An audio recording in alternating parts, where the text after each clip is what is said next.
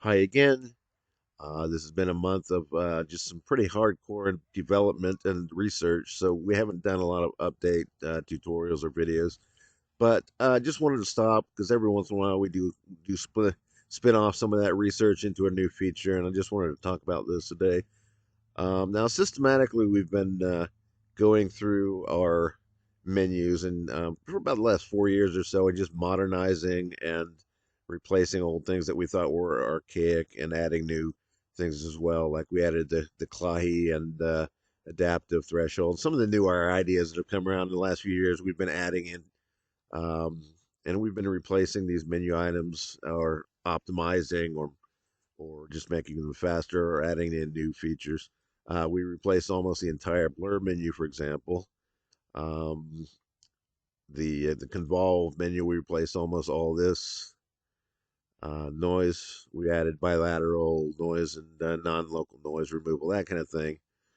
Transform, just recently we replaced the mesh warp and some other things in there. Uh, Lots of things we've been systematically changing. So we've gotten down to the point where we're at the render menu, and we're adding some new things here. So one of them is we've replaced the old Open Simplex noise filter and gave it a lot more options.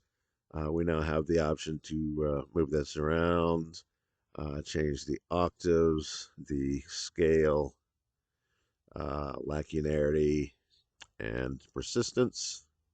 Some basic fractal Brownian motion type parameters for this. We can also change the brightness, the value, and the gamma of those textures. And there's also some built-in noise types that we can just use standard simplex noise or rigid noise or turbulence. So that is one of the things we've replaced. There's also the ability to animate that. So I'll click on animate and you'll see that happening. One of the great things about uh, simplex noise is it's less herky jerky than Perlin noise. When you fly through it, it's not based on a regular grid, so it's a smoother experience. But we do also have another change we've made. We were looking at the bumpy toy, and it just wasn't modern. It was just kind of archaic and goofy. So we've entirely replaced that. Now we've got a new tool called the noise tool. Um, and much like what I just showed you before, we have some features we can move around. Let's see. We have three different layers. We have a displacement layer, noise one, and noise two. So this first layer is just kind of uh, a fractal noise, a Perlin noise that we can move around. And like what I showed before, we have those different FBM types, rigid turbulence, and just Perlin noise. And if you go to that Perlin noise, you'll just see what looks like typical Perlin noise with multiple frequencies. You can change the linearity, the persistence, and so on. Also, the ability to change the value and the gamma, just to get it in the range that you want it.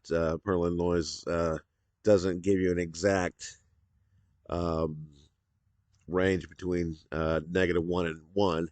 It might be significantly more than that or less than that, but now you have control over mapping it into the exact dynamic range you want.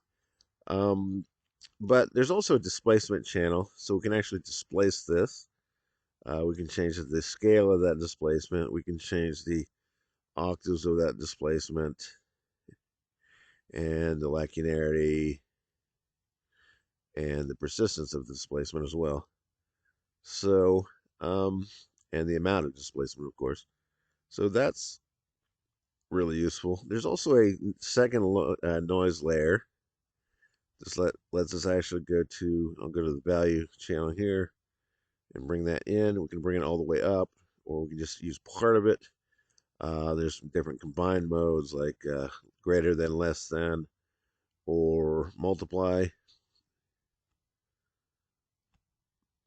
And there's just like the other layer, the ability to adjust the gamma, the value, the brightness. You can use that brightness or that gamma to show just how much of that is appearing above the previous layer. You can change the scale. You can transform it or translate it.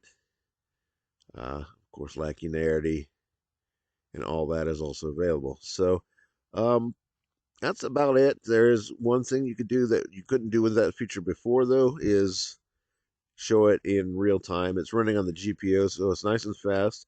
You can see what it's going to look like animated. So, in fact, that works as a preview, but we can also go ahead and officially animate this. Hit OK. It will run through, create an animation for us, and we can show that.